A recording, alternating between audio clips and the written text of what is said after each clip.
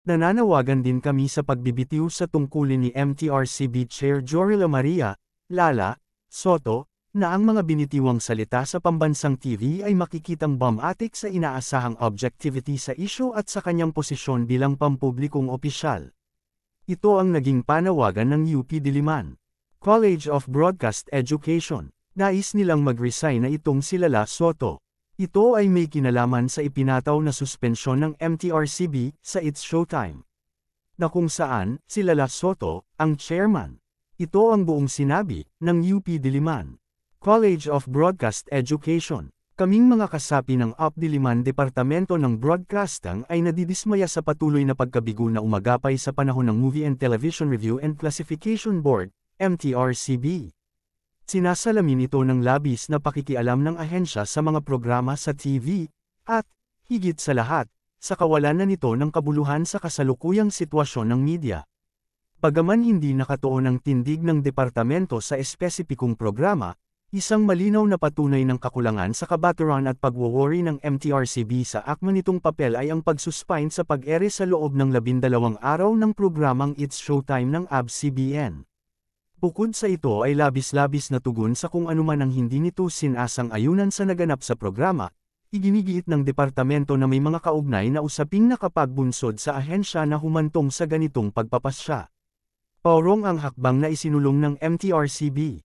Inilantad ng desisyong ito ang pag-censor sa programa sa paraang nagtataguyod ng mapagmataas nitong pagpoposisyon sa issue, lalo sa usapin ng pagtatakda ng moralidad sa media, kaysa sa pagsusulong sana ng mga proseso tungo sa mapanuri at responsableng pagtangkilik sa media. Hindi nito nabago ang institusyon sa pamamagitan sana ng pagpapasigla sa matalinong produksyon o paghikayat ng lalong migting na sariling regulasyon sa broadcast media.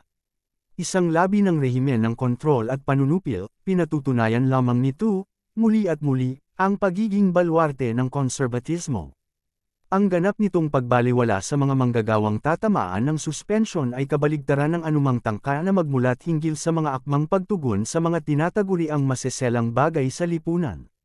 Gasgas na ito at gawaing walang kawawaan. Isinasama namin ang aming kolektibong tinig sa mga nagdaan at kasalukuyang panawagan para sa abolisyon ng MTRCB, o kung mamarapatin, ang transformasyon nito upang maging isang ahensya para sa makatuwirang information and media literacy na pumapanig sa kritikal, matalino, mapagpalaya, at may kabuluhang produksyon sa media at pagtangkilik ng mga manunood ng broadcast media. Ang higit ring kailangan ngayon ng broadcast media ay ang paglaban sa mga pagsisinungaling ng kasalukuyang pamahalaan at ang ginagawang pagmamangmang nito sa milyon-milyong tumatangkilik ng media. Nananawagan din kami sa pagbibitiw sa tungkulin ni MTRCB Chair Jory Maria, Lala, Soto, na ang mga binitiwang salita sa pambansang TV ay makikitang bumatik sa inaasahang objectivity sa isyu at sa kanyang posisyon bilang pampublikong opisyal.